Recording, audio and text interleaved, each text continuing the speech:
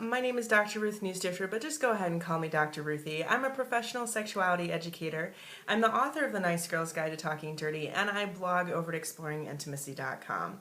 But today, I'm here thanks to the great folks at Funwares answering your very important questions about sex and relationships. If you want to send me a question, see if we can get it featured here on YouTube in a following month, then go for it. You can write to me at the email address right down there, AskDrRuthie at funwares.com. That's Ruthie spelled with an I-E. And if you want to send it by Twitter, I love that just as much. You can tweet it to Dr. Ruthie, D-R-R-U-T-H-I-E, and then I'll see you on Twitter. So, a wonderful question that came in. I'm going to sum it up a little bit to just kind of help preserve the person's anonymity. And it was a little bit of a lengthy email, so we're going to get all the good important parts to you right now and get this question addressed.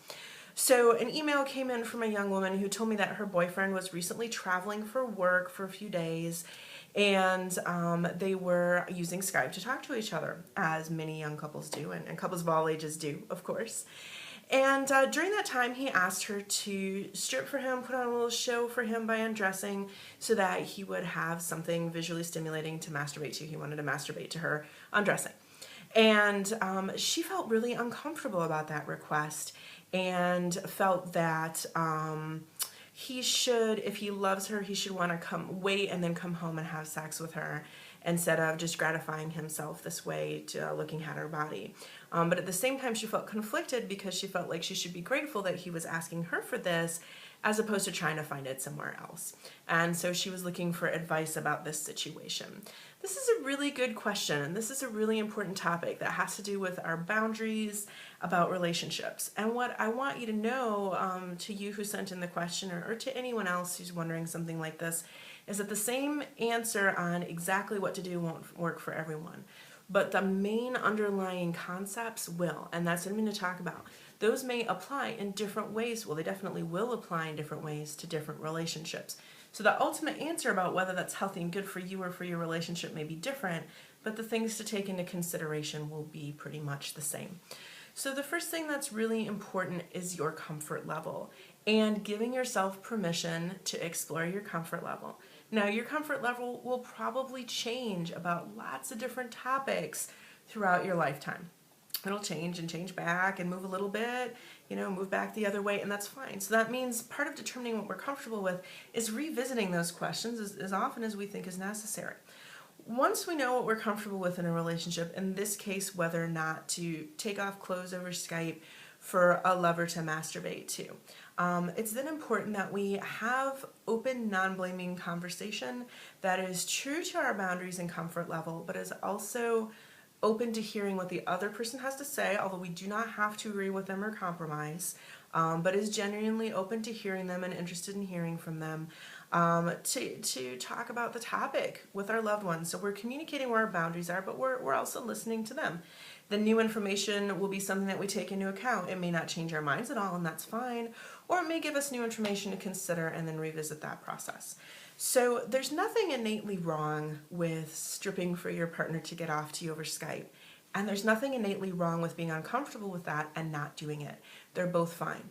What's important is figuring out what it is, where your boundaries are, and kind of where those come from and how often you want to check in with yourself about it, and then communicating about that in an open, honest, authentic way.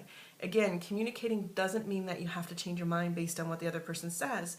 It means you're open to hearing them, taking that into consideration, and then revisiting. You might just stay right where you are, or you might change things around a bit. Now, there's other things to think about too that I'm not sure whether it was your undressing that made you uncomfortable for him over Skype like that, or whether it was his masturbating, while he's away, or masturbating and all those things are things to think about. Now, as a sex educator, I often tell people masturbation is happy and healthy. It's good for your body, and it can be a good part of relationships, whether you do it with your partner or whether you do it by yourself. Now, this is general advice based on research, but here's the deal. If the rules in your relationship are against masturbation, and that's the rules both of you want to have, then it's important to not masturbate. It feels a little backwards for me to say that because that's against my usual advice, but the agreements you come to in your relationship, you make them honestly. You think about what you can agree to, what you want to agree to, what you would never want to agree to, and you bring that in. As long as nobody's being, coerced to do something or not do something that really is against their personal boundaries, then that relationship agreement that you have with your partner on all of those different things, like masturbating, like putting on shows for each other over, different kinds of video software, those rules in the relationship are what comes first. So, that will be different for everyone and different at different points in time for many people. If you're uncomfortable, if you don't want this, if you feel taken advantage of, if you feel like he's getting his, you're not getting yours, if you feel like this is a betrayal within the relationship, all of those feelings are fine. I would encourage you to explore them so that you really understand where they're grounded. And if you feel good about where they're grounded and you feel good about those decisions and that's your boundary, then communicate them in a loving way. Now, what happens if your boundaries are unacceptable to your partner or your partner's boundaries are unacceptable to you? That's going to be a big, deep conversation. It may be that means that this relationship really is unlikely to have a future. And as harsh as this sounds, it's better to find that out and act on that information than it is to continuously lie to yourself or your partner or force yourself or your partner to engage in or abstain from engaging in things that are hurtful to you guys as individuals, because that will also hurt the relationship and ultimately cause big problems, either breakup or problems that just happen the whole relationship because of that. So I hope that this addresses your question. It doesn't tell you what to do or what not to do, but I want you to know that the way you felt about that is fine. I want you to understand it. I want you to have an understanding of where it came from. I want you to be able to communicate it, and I want you to be open and encouraging of him to understand where his opinions are, what they are, where they come from, and be able to communicate them with you so you can figure out how to move forward or not in the relationship.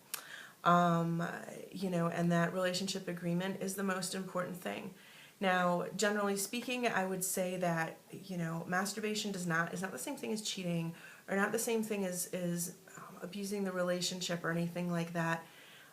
Just on its own. But if it violates an agreement that you have and the boundaries that you've set, then it's a problem because it violates those things, not because there's something innately wrong with masturbation or putting on shows.